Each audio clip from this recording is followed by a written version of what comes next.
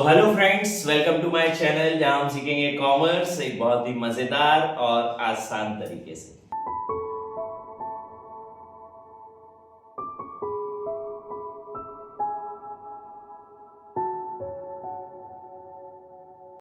मैं आपको कंप्लीट करा रहा हूं इस पूरी सीरीज में कॉमर्स के सारे subjects which is accountancy, economics and business studies एक सिंगल सीरीज के अंदर, जो कि हम कंप्लीट करेंगे टिल दिसंबर, ताकि हम हमारी जो 12th बोर्ड्स हैं वो बहुत अच्छे से कंप्लीट कर सकें। हमने ऑलरेडी अकाउंटेंसी में एक चैप्टर कंप्लीट कर चुके हैं। आज मैं आपको पढ़ाने वाला हूं एक और नया चैप्टर ऑफ इकोनॉमिक्स। इकोनॉमिक्स में भी मैक्रो इकोनॉमिक्स का एक बहुत important chapter, circular flow of income. ज्यादा से ज्यादा 2 या 3 दिन का ये चैप्टर है, ज्यादा बड़ा चैप्टर नहीं है। तो ये चैप्टर है क्या, कौन कौन से टॉपिक्स इसमें हमें पढ़ने हैं, ये सारी चीजें मैं इसमें ही कवर कराऊंगा। ठीक है, बात करें सर्कुलर फ्लो ऑफ इनकम की, तो सर्कुलर फ्लो ऑफ इनकम होता क्या है सर? बेसिकली सर्कुलर मतलब राउंड, सर्कल है ना, गोला, जो हम देखते हुए आए हैं 10th क्लास में हमने पढ़ा है। सर्कल एक पूरा चैप्टर था मैथमेटिक्स में सर इस तरीके से गोले को हम क्या बोलते हैं? सर्कल बोलते हैं। तो इकोनॉमी में किस तरीके से सर्कल में जो इनकम है वो फ्लो होती है, उसको हम बोलते हैं सर्कुलर फ्लो ऑफ इनकम। उसको हम क्या बोलते हैं? Circular flow of income. Sir ये होता क्या है, कैसे होता है, प्लीज अच्छे से समझाइए, थोड़ा सा इलैबोरेट करके समझाइए। तो चलो अपन स्टार्ट करते हैं बिना देर करे। तो सर्कुलर फ्लो ऑफ इनकम को समझने के लिए हमें सबसे पहले ये समझना पड़ेगा कि हमारी इकोनॉमी में सेक्टर्स होते कितने सेक्टर होते हैं हमारी इकोनॉमी में? सर हम 9th 10th एसएसटी में पढ़ गए हैं, 3 सेक्टर होते हैं, प्राइमरी, सेकेंडरी और टर्शियरी। यहां पे ये सेक्टर्स नहीं काम करेंगे। मैक्रो इकोनॉमिक्स में सेक्टर्स काम करते हैं, which is house hold, firm, government and foreign trade. ठीक, ये house hold, firm, government, foreign trade होता क्या है सर? हाउस होल्ड का मतलब है हर वो इंसान जो कि किसी प्रकार का पैसा कमा रहा है या पैसा खर्च कर रहा है, they all comes under house hold sector. आप, मैं, आपके फादर, मेरी फैमिली, मेरे रिलेटिव्स, या इस दुनिया का हर वो इंसान जो कि पैसा कमा रहा है या पैसा खर्च कर रहा है, they all comes under house hold sector.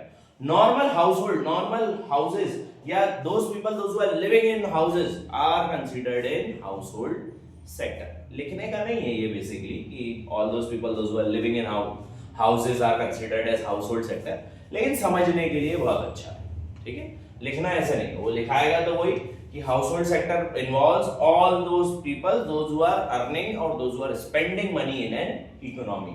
हर वो इंसान जो कि पैसा कमा रहा है या पैसा खर्च कर रहा है इकोनॉमी के अंदर, वो क्या कहलाएगा? हाउसहोल्ड सेक्टर कहलाएगा। Second is firm. फर्म क्या होती है सर? फर्म सेक्टर एक ऐसा सेक्टर होता है जिसमें हर प्रकार की बिजनेसेस आते हैं। छोटे से छोटा बिजनेस से लेकर एक बड़े से बड़ा बिजनेस तक काय में आएगा? फर्म में आएगा। मतलब आपके घर के नीचे पान की दुकान है, या फिर ऊपर कोई कंपनी चल रही है, रिलायंस इंडस्ट्रीज से लेकर समाधान एकेडमी तक, या फिर कोई स्कूल से लेकर बड़ी कोई एमएनसी कंपनीज तक, हर एक चीज क्या कहलाएगी? यहाँ पर फर्म कहलाएगी। आपके मोहल्ले की किराने की दुकान, आप जहां पर सिगरेट पीते हो वो सिगरेट शॉप, या फिर हर प्रकार की कोई कपड़े की दुकान है, कोई ग्रोसरी स्टोर है, हर प्रकार की स्टोर्स क्या कहलाएंगे? यहाँ पे हाउस होल्ड कहलाएगा। बात करें गवर्नमेंट की, तो गवर्नमेंट सेक्टर क्या होता है सर? गवर्नमेंट सेक्टर वो सेक्टर होता है जिसमें गवर्नमेंट आती है ना, टॉप लेवल गवर्नमेंट या फिर central government, state government, local government, that is considered as government sector. And foreign trade sector मतलब imports and exports of the country, that is considered as foreign trade sector. But अभी हमें फिलहाल में इस पूरे chapter में सिर्फ 2 sector model लेकर चलते हैं, इस पूरे ही उसमें 2 सेक्टर मॉडल लेकर चलेंगे, which is house hold and firm. अपने को कोई मतलब नहीं है गवर्नमेंट और फॉरेन ट्रेड से, तो मैं इसको हटा भी देता हूँ गवर्नमेंट और फॉरेन ट्रेड को, ये हमारे कोई काम का नहीं है सर। तो गवर्नमेंट और फॉरेन ट्रेड सेक्टर हमें नहीं है, हमें सिर्फ 2 सेक्टर मॉडल लेकर चलना है, which is house hold and firm. और इस हाउस होल्ड और फर्म के बीच में किस तरीके से सर्कुलरली इनकम फ्लो होती है, उसको हम बोलते हैं सर्कुलर फ्लो ऑफ इनकम। तो सबसे पहले बात करें, हाउस होल्ड से चीजें चलती हैं, फर्म की तरफ जाती है। वो क्या जाती है? वो जाती है फैक्टर ऑफ प्रोडक्शन या फिर फैक्टर सर्विसेज, दोनों एक ही बात है। फैक्टर ऑफ प्रोडक्शन जाता है, फैक्टर ऑफ प्रोडक्शन क्या होता है? Land, labour, capital, entrepreneur. ये तीन चार चीजें जो है वो हाउस होल्ड से फॉर्म की तरफ फ्लो करती हैं सर। लैंड मतलब हर प्रकार की जमीन, सिर्फ जमीन नहीं, हर प्रकार की बिल्डिंग, जमीन, कोई रेंट पे घर दिया हुआ है, फ्लैट दिया हुआ है, कोई जगह दी गई है, they all comes under land. Labour, यहाँ पे लेबर वो नॉर्मल लेबर नहीं, यहाँ पे लेबर मतलब सब जो लोग काम कर रहे हैं, they all comes under labour. वो भले ही मैं हूँ, चाहे कोई बड़ी कंपनी का कोई कंपनी का मैनेजर है, या कोई एक वर्कर है, या कोई एक रियल लेबर है, all comes under labour. Capital तो आप जानते ही हो, initial money invested by the owner is considered as capital. And last one is entrepreneur. Entrepreneur क्या होता है? एंटरप्रेन्योर मतलब ओनर। ओनर लेबर से अलग है क्या? बिल्कुल है। कैसे? अभी मैं बताता हूँ। फिर इस जब ये सारी चीजें फॉर्म की तरफ फ्लो होती है तो रिटर्न में फॉर्म भी कुछ देता है। क्या देता है सर? फैक्टर इनकम देता है। क्या होती है ये फैक्टर इनकम? लैंड को क्या मिलता है सर? रेंट, जमीन के बदले क्या देते हो? रेंट देते हो। लेबर को क्या मिलती है? Wages and salary. कैपिटल को क्या मिलता है सर? इंटरेस्ट मिलता है। और एंटरप्रेन्योर को क्या मिलता है? प्रॉफिट मिलता है। मैं अगर इस बिजनेस का मालिक हूं तो मुझे क्या मिलेगा? प्रॉफिट मिलेगा। बट इसी बिजनेस में कोई मेरे साथ काम कर रहा है जिसको मैंने एम्प्लॉय करके रखा है, तो वो लेबर की कैटेगरी में आएगा, वो एंटरप्रेन्योर की कैटेगरी में नहीं आएगा। एंटरप्रेन्योर की कैटेगरी में कौन आएगा? मैं आऊंगा, because I am the owner. So अब यहाँ पर मैं ओनर हूं तो मैं एंटरप्रेन्योर हूं, मुझे क्या मिलेगा? प्रॉफिट। वहीं पर वो बंदा, वो क्या है? वो क्योंकि वर्कर है मेरे यहाँ, तो वो लेबर की कैटेगरी में आएगा और उसको क्या मिलेगी? वेजेस एंड सैलरी मिलेगी। आगे बात समझ में?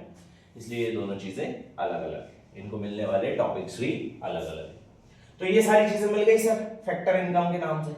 अब हाउस होल्ड को जब फैक्टर इनकम मिली तो वो इस इनकम को तो नहीं कंज्यूम कर सकता है ना, उस पैसे को तो नहीं खा सकता, तो वो क्या करेगा? इस पैसे को वापस से डाइल्यूट करेगा, इस पैसे को वापस से लेकर जाएगा फॉर्म में। कैसे सर? मेरे को जैसे सैलरी मिली, मैं कहीं का नौकरी करने जा रहा हूँ, मुझे सैलरी मिली, या मुझे प्रॉफिट मिला इस कंपनी से, या मुझे इंटरेस्ट मिला, या रेंट मिला, तो मैं इस पैसे को क्या करूंगा? वापस कंज्यूम करूंगा। भैया पेट्रोल डाल दो, भैया कपड़ा खरीद लो, किराने का सामान कर लो, या कोई दूसरे काम कर लो, मेडिकल एक्सपेंसेस कर लो, ईएमआई दे दो। तो ये सारी चीजें मैं हाउस होल्ड हूं, मैं ये सारी चीजें कहाँ लेके जा रहा हूँ? वापस से फॉर्म में लेके जा रहा हूँ ना, क्योंकि इस दुनिया की हर एक शॉप, हर एक ऑर्गेनाइजेशन क्या है? फॉर्म है। तो एक पेट्रोल पंप भी फॉर्म है, एक जूते की दुकान भी फॉर्म है, एक कपड़े की दुकान भी फॉर्म है। मेरे बच्चे अगर होते और उनको फीस भरना होता तो जिस स्कूल में वो पढ़ रहे होते, जब मैं वहां उसको फीस देने जाता, वो भी फर्म होती। तो मैं वापस से इस पूरे पैसे को जो मुझे फैक्टर इनकम के तौर पर हाउस होल्ड को मिला है, इस पूरे पैसे को मैं वापस से काय में डाल रहा हूँ? फर्म में डाल रहा हूँ। इसका नाम क्या दूंगा? और मैं कंजप्शन एक्सपेंडिचर। क्या नाम दूंगा इसका? मैं कंजप्शन एक्सपेंडिचर। और इसके रिटर्न में फर्म मुझे क्या देगी? इसके रिटर्न में फर्म मुझे देगी गुड्स एंड सर्विसेज। फर्म मुझे क्या देगी? Goods and services. और इस पूरे फ्लो को देखो, ये सर्कुलरली फ्लो हो रहा है, इस पूरे फ्लो को हम क्या बोलेंगे? सर्कुलर फ्लो ऑफ इनकम बोलेंगे। आगे बात समझ में अच्छे से? ये कहलाता है CFI, circular flow of income. It is a generation of income which flows from household to firm and firm to household in the form of factor of production, factor income, consumption expenditure, and in return they will get goods and services. That is considered as circular flow of income. आ गई बात समझ में अच्छे से?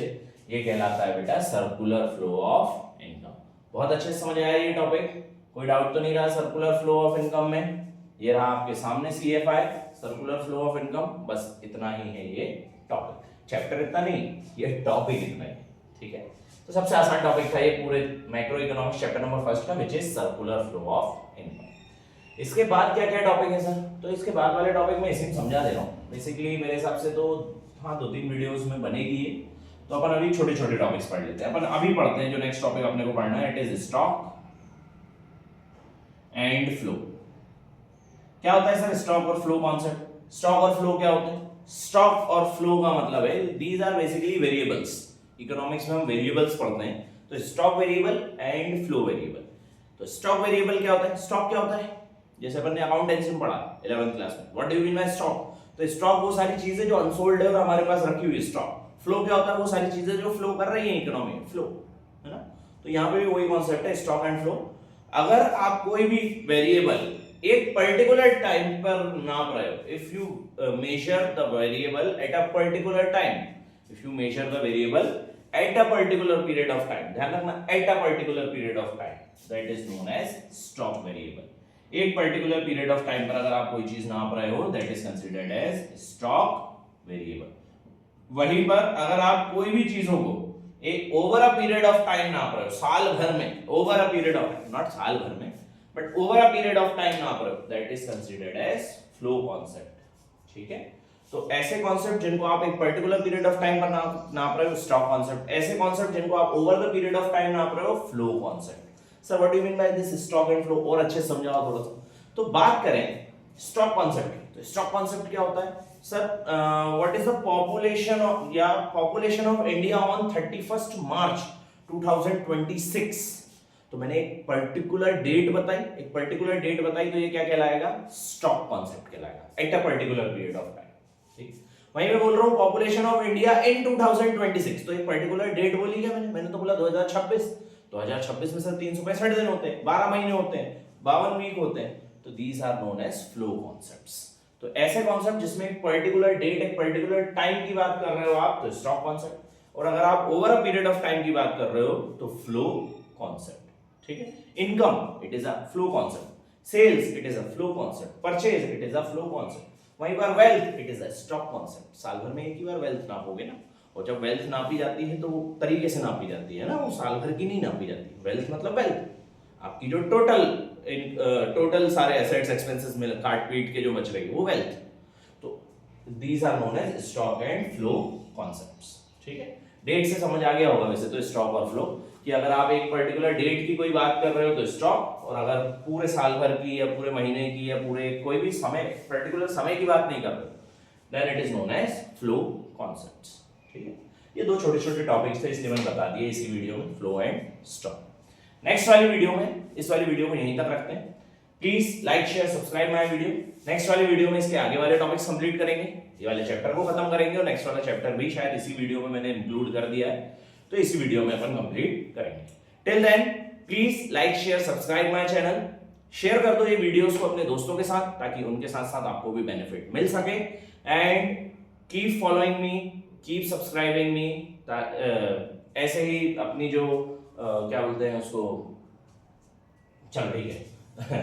Please subscribe my channel. Thank you so much and all the best for your future.